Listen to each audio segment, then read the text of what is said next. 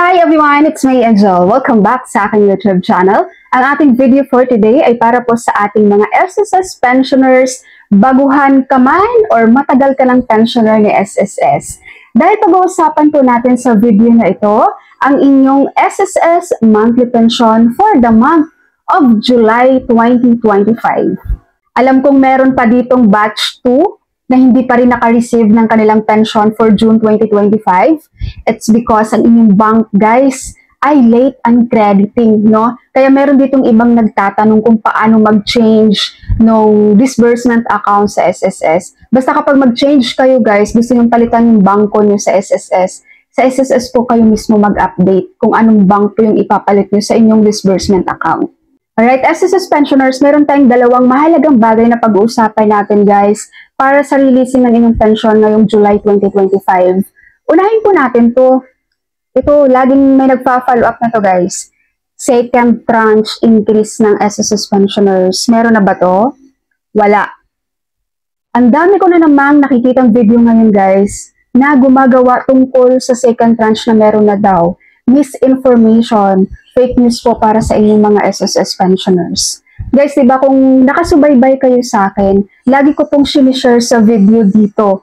Ano yung mga channel dito sa YouTube na nanluloko sa inyong mga SSS pensioners, naglalabas ng misleading informations.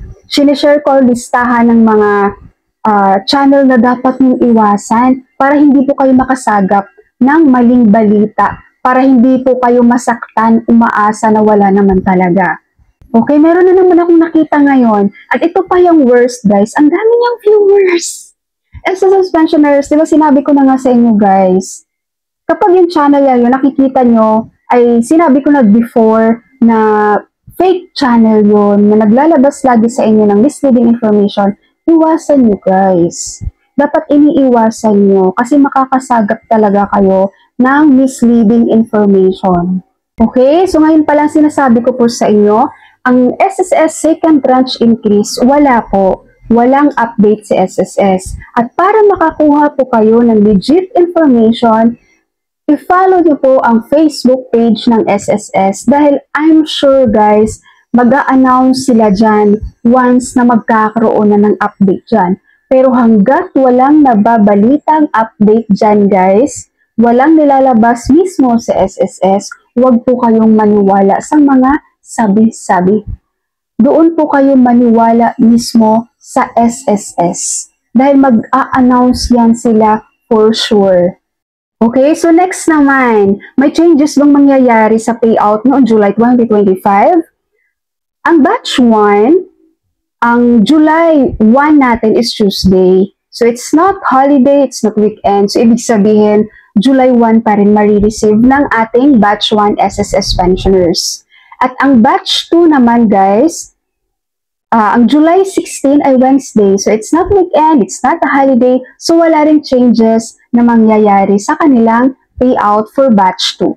Sa mga baguhan naman dito sa ating mga SSS pensioners, kung magtataka, ano yung batch 1, ano yung batch 2? Meron kasi tayong, guys, na circular. Pwede nyo itong basahin, ha? Kasi para to sa inyong mga SSS pensioners. Meron po tayong circular 2020-024.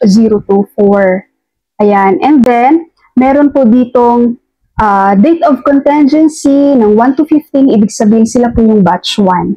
Tapos, ang releasing or crediting date ng kanilang pension is every first of the month.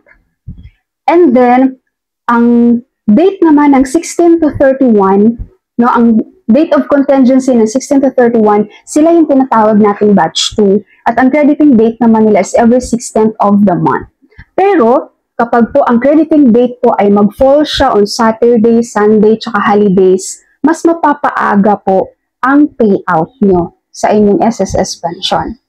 Alright, so SSS pensioners, sa mga bagong nakafollow pala dito sa akin, guys, kung hindi nyo po, kung gusto nyo pong malaman sino-sino yung mga channel dito sa YouTube na naglalabas lagi ng mga misleading informations with regards sa information ng SSS, with regards sa social pension ng senior citizens, comment lang kayo, guys. Gagawan ko ulit ng video yon para updated yung mga listahan natin doon sa mga channel na naglalabas lagi ng fake news para sa inyo. Para maiwasan nyo rin po silang panoorin.